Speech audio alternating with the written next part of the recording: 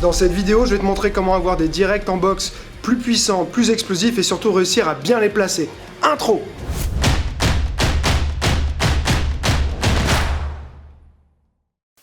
On va commencer d'abord par un petit exercice pour améliorer sa technique assez simple. On va se mettre le long du mur comme ceci. Donc, pour le jab, le direct du bras avant, la première chose, c'est qu'on ne doit pas avoir son coude qui sort. Souvent, c'est une erreur commune, c'est d'avoir le coude qui sort. En fait, ça va être une trajectoire qui est moins efficace parce que quand on a le coude qui sort, on va pas tout de suite se rapprocher de sa cible. Quand je fais ça, mon poing il n'a pas commencé à avancer. Donc c'est le poing qui doit partir tout de suite. Donc pour empêcher ça, c'est tout simple, on se colle à un mur. Voilà, donc là je ne vais pas pouvoir sortir mon coude et je vais aller tendre mon bras en longeant le mur. Je dois terminer avec mon épaule aussi qui va venir protéger ma mâchoire. Donc il faut avoir la tête rentrée et bien aller jusqu'au bout du mouvement. Si je m'arrête avant, mon épaule elle sort pas et elle protège pas ma mâchoire. Donc menton rentré, hop, plongé. L'autre main ici, elle est collée au menton ou alors à la tempe. Ça va dépendre des préférences de chacun et aussi du danger qu'on ressent en face. Donc juste faire quelques répétitions comme ceci. On envoie légèrement sa hanche, mais on ne tourne pas son pied d'appui. Hop. Et ensuite, on va pouvoir faire la même chose de l'autre côté. Donc je vais me tourner dans l'autre sens. Pour le direct de l'arrière, le cross, la seule différence c'est que je vais avoir un pivot du pied arrière, mais je vais longer, donc là je vais retirer ma main pour qu'on voit bien, mais je vais longer le mur comme ceci et aller tendre mon bras avec l'épaule qui sort et mon menton qui est protégé par mon épaule. Et je vais recommencer là. Donc bien avoir le pivot, faire attention à ne pas tomber sur l'avant. Un des meilleurs outils pour travailler ces directs, c'est le sac de frappe. Donc là, je vais te montrer plein de petites choses que tu vas pouvoir faire au sac de frappe pour travailler spécifiquement tes directs. On va commencer avec le jab déjà. Donc, je vais me mettre face à mon sac. Première chose à faire, c'est par exemple de se faire des rounds que du jab. Donc, on va pouvoir faire plusieurs choses. Bien sûr, le jab simple. Ensuite, je vais pouvoir travailler, doubler mon jab. Bouger, le triplé. 1, 2, 3. Ensuite, en général, on pourra aller jusqu'à 4, 5, mais souvent ça ne sert pas à grand chose d'aller beaucoup plus que ça. Je vais pouvoir refaire la même chose, mais là je l'ai fait plus ou moins sur place avec des entrées et des sorties, c'est-à-dire faire mon jab, ressortir, hop hop, doubler, ressortir, 1, 2, 3 et ressortir. C'est une possibilité. Ensuite, on va pouvoir le travailler sur différentes hauteurs, c'est-à-dire au lieu de travailler tout le temps au visage, je vais pouvoir aller travailler au corps. Je peux faire en première attaque au corps, en descendant bien. J'évite d'aller attaquer au corps en restant la tête en haut, sinon je vais me faire contrer plus facilement. Donc quand je vais au corps, je vais descendre ici sur mes appuis et mettre ma tête un petit peu à l'extérieur, comme ceci, toujours la main bien levée. Et donc je vais pouvoir combiner, par exemple faire un jab en haut, un jab en bas, et ressortir, ou doubler en haut, et ensuite un en bas, et ressortir. Après, il y a tout le système de feinte aussi. Donc, une feinte qui fonctionne bien, ça va être d'initier un jab et de s'arrêter à mi-course comme ceci. Donc de faire un à-coup 1 et 2. Ça va créer une réaction, si c'est bien fait, ça va créer une réaction chez l'autre. Et parfois, s'il a fait un blocage et qu'il a dépassé un peu la ligne de son visage, ça va créer une ouverture. Donc je fais 1 et 2 par exemple. Et après, je peux doubler, je peux faire 1, et ressortir. Donc là, on n'est que sur le jab. Après, on va pouvoir travailler, bien sûr, le cross, le direct du bras arrière. Donc, ça va être simple, je vais pouvoir faire jab cross, ressortir, même travail, doubler le jab, envoyer mon cross et ressortir. Je peux feinter avec mon jab comme on a vu ici et envoyer le cross, donc je vais faire 1, 2. Après, on a aussi les positions, c'est-à-dire que si j'ai cette garde-là, on voit tout le temps bien mes deux points. Maintenant, si j'ai la garde style Philadelphie, donc avec le bras baissé devant, cette main-là, elle va sortir du champ de vision. Donc je peux m'entraîner aussi à envoyer mon jab depuis cette position. Hop, ici, soit je garde ma main en protection là, quand j'envoie, soit je la mets ici. Hop, ça va dépendre de la position et du type d'attaquant qu'on a en face. Je peux bien sûr faire la même chose hop, pour aller travailler en bas.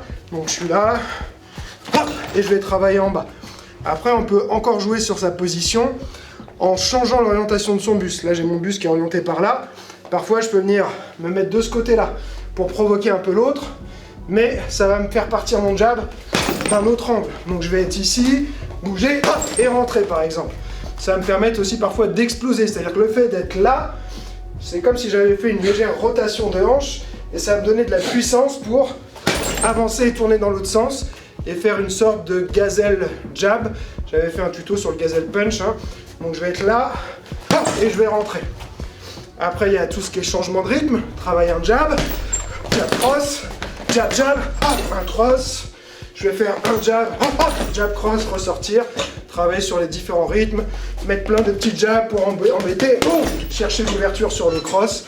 Voilà, donc plein de choses. Donc ce qui va être intéressant, une fois qu'on a maîtrisé un peu tous ces différents types de manières d'utiliser ces directs, c'est de mettre le chrono, par exemple 3 minutes, et on est parti pour un round que sur des directs. Donc je travaille mes jabs.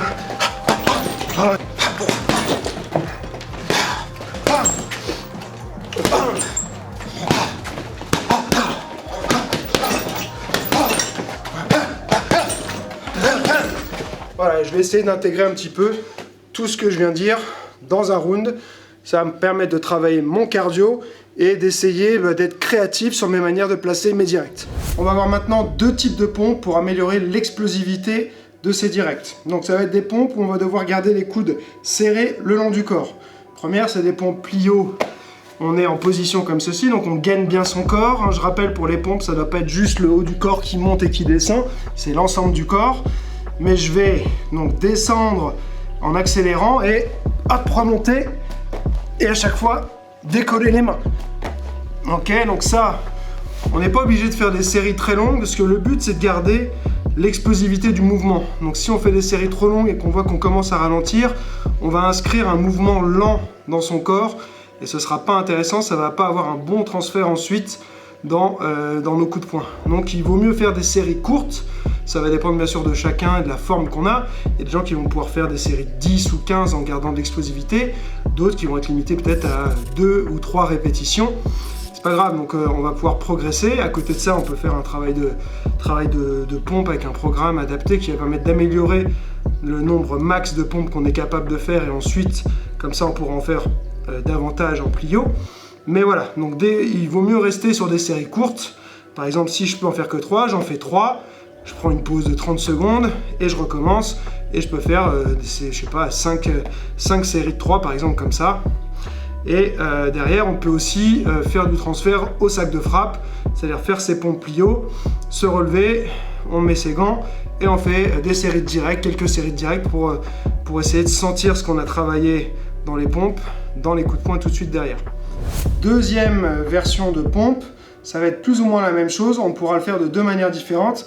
C'est ce que Frédéric Delavier, avec qui j'ai fait un podcast récemment, appelle le stop and go.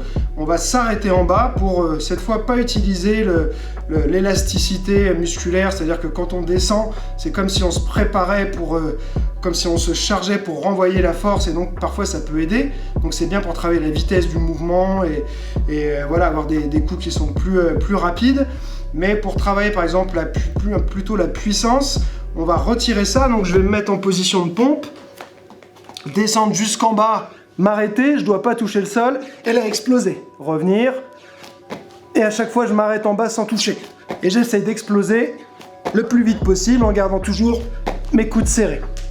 Donc là, comme pour tout à l'heure, on reste sur de la qualité, pas de la quantité, des séries courtes. Dès qu'on sent qu'on perd en vitesse, on s'arrête. C'est la fin de cette vidéo, il n'y a plus qu'une chose à faire, se mettre au boulot. À toi de passer à l'action, faire les exercices que j'ai montrés. Tu peux repasser au ralenti avec les fonctions sur YouTube pour bien revoir les différents mouvements que je fais. Comme d'habitude, je compte sur toi pour liker la vidéo et me laisser un commentaire, me poser éventuellement tes questions. Et comme je dis toujours, celui qui croit savoir n'apprend plus, alors garde l'esprit ouvert.